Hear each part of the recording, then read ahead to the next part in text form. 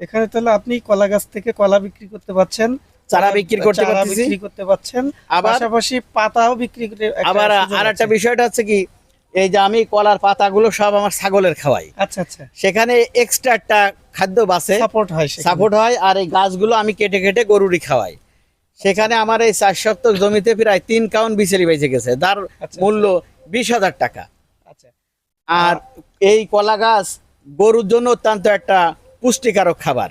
এর ভিতরে সালফার আছে এবং মিনারেল, ভিটামিন, বিভিন্ন ধরনের উপাদান আছে।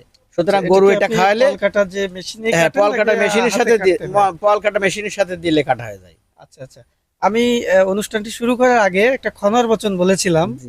যে কলা রুয়ে কেটো না পাত। আসলে এই খনার বচনের সাথে বাস্তবতার কি কোনো মিল আপনি পেয়েছেন কিনা? বাস্তবতার অবশ্যই মিল আছে।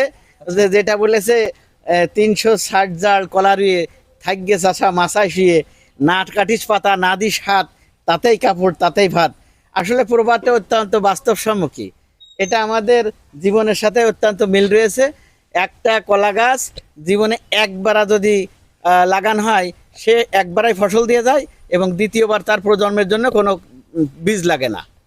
ওখান থেকে সে যুগের পর যুগ দিতে লাগে, শুধুমাত্র জায়গা চেঞ্জ করে লাগালে ফসলটা ভালো হয়। আচ্ছা, এগ্রিকালচার এডুকেশনাল বিভিন্ন পাঠে আমরা পড়ে থাকি যে ধানের চেয়ে 3 গুণ লাভ কলা চাষ। আসলে আপনি কি এই লাভটা পেয়েছেন কিনা, বা এটা বাস্তবতা? অবশ্যই লাভ, অবশ্যই লাভ। আমি এই জমিতে কোনোদিন 2,000 টাকা ধান ইনকাম করতে পারিনি, অথচ প্রচুর পরিমাণে প্রাকৃতিক দুর্যোগে মোকাবেলা করা যায় না।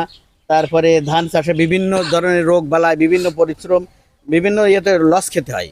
আচ্ছা, আচ্ছা। কিন্তু কলা চাষে এই ধরনের কোনো লস আপনি নাই। তাহলে কলা তো প্রতি বছরেই এটা ইয়ে হয়, এখন তো 12 মাসই কলা পাওয়া কলা যাচ্ছে। 12 মাস কালই চাষ করা যায়। আচ্ছা, তো সেই ক্ষেত্রে আপনার সামনে এখনো কতদিন চলবে এই বছরেরটা?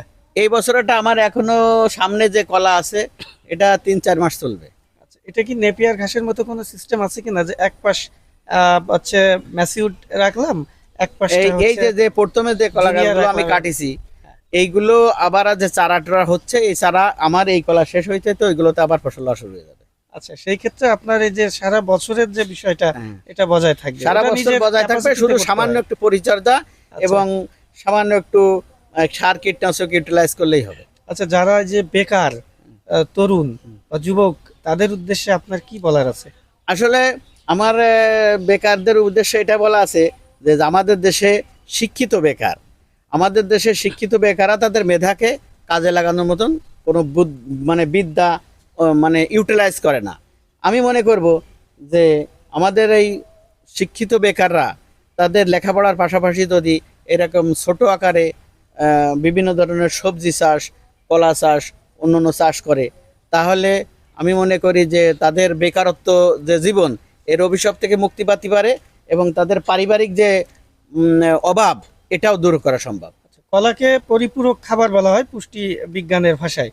তো বাণিজ্যিকভাবে না হয়ে যদি পারিবারিকভাবে কেউ একটা দুইটা করে এই কলার চাষ করে, তাদের এই পুষ্টি চাহিদা সাপোর্টটা পাবে কিনা, আপনার কি মনে হয়? অবশ্যই পাবে।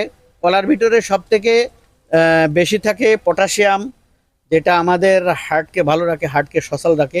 মানুষ হঠাৎ যখন আমরা ক্লান্তি হয়ে যায়, দুপুরে প্রখর খরায় আমরা কাজের থেকে আসি, তখন যদি আমরা মানে ডিহাইড্রেশন হয় এবং আমাদের দুর্বলতা হয়, তখন একটা কলা খেলেই শরীরের পূর্ণাঙ্গ শক্তি ফিরে পায়। ভবিষ্যতে কলা নিয়ে আপনার কি পরিকল্পনা আছে? ভবিষ্যতে আমি এই কলা নিয়ে অনেক গবেষণা করতেছি। আমি নতুন আর একটা জাত সৃষ্টি করতে মানে তৈরি করার চেষ্টা করতেছি, যাতে আমার এই দেখা দেখি পরবর্তী প্রজন্ম এতে আগ্রহ প্রকাশ করে। আচ্ছা আচ্ছা, আমাদের এই ভিডিও দেখার পরে বা এমনিতে যদি কেউ এই চারাটা আপনার কাছ থেকে সংগ্রহ করতে চায়, সেক্ষেত্রে আপনি তাদেরকে সেল দিতে পারবেন কিনা? হ্যাঁ, যদি কেউ চারা সংগ্রহ করতে চায়, আমি তাকে সার্বিক হেল্প করব। যদি কোনো বেকার ছেলেবেলে আসে, আমি তাকে বিনামূল্যে চারা দিয়ে সাহায্য করব। আচ্ছা, আবার যদি কেউ এই চাষ সংক্রান্ত পরামর্শ নিতে চায়? পরামর্শের জন্য আমার কাছে আসলে আমি সার্বিক সহযোগিতা করার চেষ্টা করব।